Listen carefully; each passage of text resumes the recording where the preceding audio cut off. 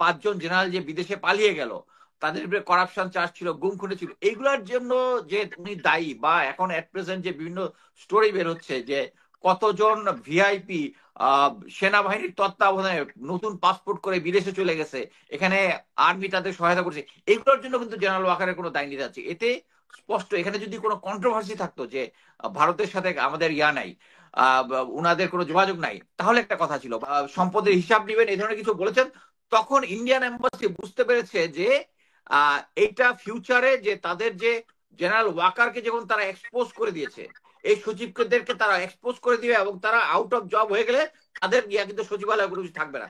So তাদের ইয়াতেই এখন কিন্তু সচিবালয় ঠান্ডা হয়ে গেছে। এখন তারা বুঝতে পেরেছে যে আহ, জনাব খলিলুর রহমান, তার এগেনস্টে একদম চন্দন নন্দী থেকে শুরু করে তাদের ভারতীয় মিডিয়া তাকে একটা ডেঞ্জারাস ম্যান বলেছে। আমার মত হচ্ছে আমরা অ্যাকচুয়ালি যতটুক রিয়াকশন দেখেছি অ্যাটলিস্ট আরো 10 গুণ রিয়াকশন দেওয়া উচিত। তারা যেভাবে ভারতীয় টিভি ওখানে বসে থেকে শেখ হাসিনা তাদের সহযোগীরা যেভাবে কথা বলতেছে বাংলাদেশে, এই 4 দিন আগের এনডিটিভির একটা নিউজ দেখলাম যে শেখ হাসিনা বলছে যে selling the country to US, doctor Yunus নাকি ইউএস এর কাছে দেশটাকে বিক্রি করে দিচ্ছে। আর হোয়ারেজ আমরা সবাই জানি গত 16 বছরে সে ভারতের কাছে কি কি বিক্রি করছে, সে নিজেই নিজের মুখ থেকে বলেছে যে ভারতকে যা দিয়েছে তা এখন কি যা দিয়েছে তা ভারত গুণে শেষ করতে পারবে না এরকম। সারা জীবন মনে রাখবে, আমি ভারত সারা যেটা জীবন মনে মনে করি রাখবে। সারাদিন মনে রাখবে, দ্যাট ইজ দ্য স্টোরি। তাদের উচিত হচ্ছে তাদের এত কিছুর পরে আমাদের কাছে যে জিনিসগুলো মনে করেন আগে থেকে কনফার্ম ছিল না, যে আমরা সবাই জানতাম যে ভারতের আধিপত্যবাদ আছে, যেটা 16 বছরে আমরা দেখেছি বিভিন্ন সময়। বর্তমানে আমরা দেখছি জেনারেল ওয়াকার বলছেন যে তিনি ভারতের সাথে সারাক্ষণ যোগাযোগ রক্ষা করেছেন, ভারতের ইয়ার সাথে ভারতের সরি সেনাপ্রধানের সাথে নিয়মিত যোগাযোগ রক্ষা করেছেন। তিনি আওয়ামী লীগকে বারবার ইয়া করতে চাচ্ছেন, হ্যাঁ, বারবার একটা মডারেট আর্মিকে আওয়ামী লীগকে আনতে চাচ্ছেন, এবং শেষ পর্যন্ত আওয়ামী লীগকে যখন ব্যান করতে চাচ্ছে সরকার তখন উনি গিয়ে নাক দিয়েছেন। এতে উনি অ্যাকচুয়ালি এক্সপোজ, এখানে কোনো এটার কোনো ইয়া নেই যে কন্ট্রোভার্সি আর হওয়ার কথা না।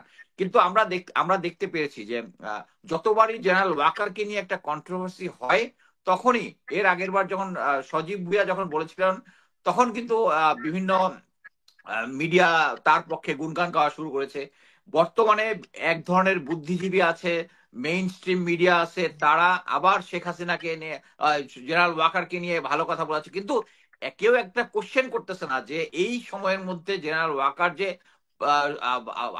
উনার আন্ডারে থাকা 5জন জেনারেল যে বিদেশে পালিয়ে গেল, তাদের বিরুদ্ধে করাপশন চার্জ ছিল, গুম খুনে ছিল, এইগুলোর জন্য যে উনি দায়ী, বা এখন এট প্রেজেন্ট যে বিভিন্ন স্টোরি বের হচ্ছে যে কতজন ভিআইপি সেনাবাহিনীর তত্ত্বাবধানে নতুন পাসপোর্ট করে বিদেশে চলে গেছে, এখানে আর্মি তাদের সহায়তা করছে, এগুলোর জন্য কিন্তু জেনারেল ওয়াকারের কোনো দায় নিতে যাচ্ছে। এতে স্পষ্ট এখানে যদি কোনো কন্ট্রোভার্সি থাকতো যে ভারতের সাথে আমাদের ইয়া নাই, উনাদের কোনো যোগাযোগ নাই, তাহলে একটা কথা ছিল। বাট এটা এখন সারা দেশের কাছে এক্সপোজ, কিন্তু তারপরেও তারা যেটা করতেছে প্রচন্ড ভাবে তাদের যে সেই যে ভারত ভারত এবং ইন্ডিয়া, আপনারা শুনে জানবেন যে ভারত এমন একটা দেশ যে দেশের এখন পর্যন্ত 27% লোক স্যানিটাইজেশন নাই। তারা মানে সকালের কাজ সারে হচ্ছে জঙ্গলে, সেখানে তাদের স্যানিটেশন বাদ দিয়ে তারা 2007-এর হিসাব মতে তাদের রয়ের বাজেট ছিল $145 মিলিয়ন।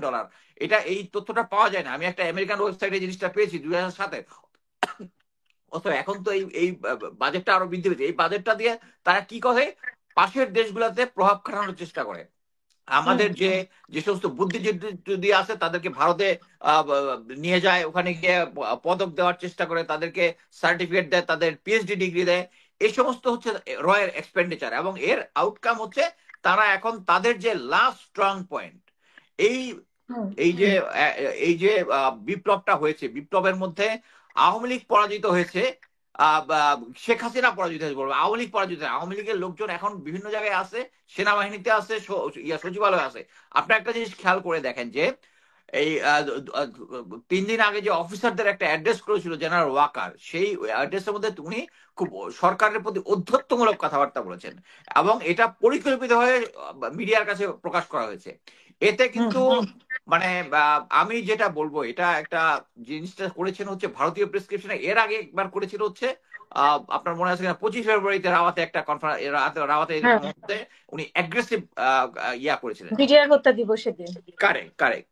এখন এই সবকিছুর মিলে এটার সাথে রিলেটেড কিন্তু আপনি দেখেন যে সচিবালয়ে যে ইয়াটা আনরেস্ট যেটা হয়েছে, এখন দেখেন সচিবালয় আনরেস্টটা কিন্তু ইয়া হয়ে গেছে, বন্ধ হয়ে গেছে। কি জন্য? এর মধ্যে কিন্তু ইন্ডিয়ার ইনভলভমেন্ট আছে।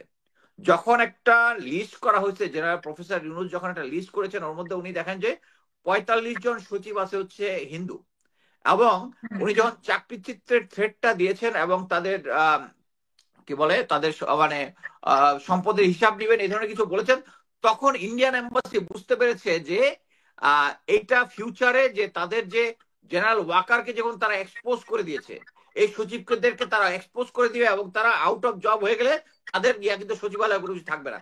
সো তাদের ইয়াতেই এখন কিন্তু সচিবালয় ঠান্ডা হয়ে গেছে। সো ভারত এখন চোখ বন্ধ করে বলতে পারে না যে তাদের তারা এই দেশের মধ্যে কোনো ইনফ্লুয়েন্স করে না। আপনি একটা জিনিস দেখেন, ভারতের মুসলমান বোধ হয় 19% ওর আর আমরা এক্স্যাক্টলি হিসাব না নাই, কিন্তু তাদের রিপ্রেজেন্টেশন ইন গভর্নমেন্ট জব এবং সবকিছুতে is something less than 1% or 1% plus. আর হোয়ারেজ বাংলাদেশে যদি আপনি ডেপুটি সেক্রেটারি অ্যাওয়াব দেখেন, ইট ইজ 38% রিপ্রেজেন্টেশন। এটা ক্লিয়ারলি দেখতে পারেন যে এখন এট প্রেজেন্ট সচিবালয়ে 45 জন সচিব আছে হচ্ছে হিন্দু। সো এই জিনিসগুলা যদি বলেন, আমি অ্যাকচুয়ালি একজন ইয়াকে জিজ্ঞেস করেছিলাম, একজন হিন্দু অ্যাক্টিভিস্ট ইয়াতে বলছে এটা হচ্ছে মেধা।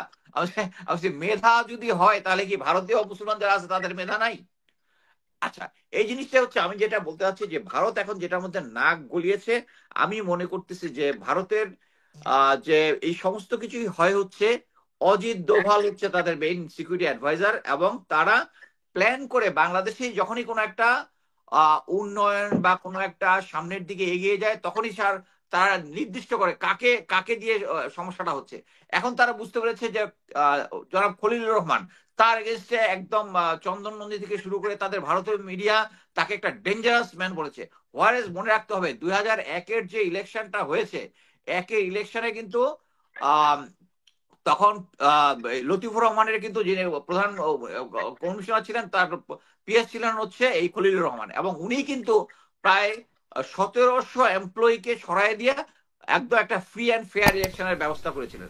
এটা কিন্তু বিএনপির এখন জানা উচিত, কিন্তু ওনারা মনে হয় জিনিসটা ভুলে গেছেন। এখন বিএনপিও ভারতের সুরে কথা বলতেছে।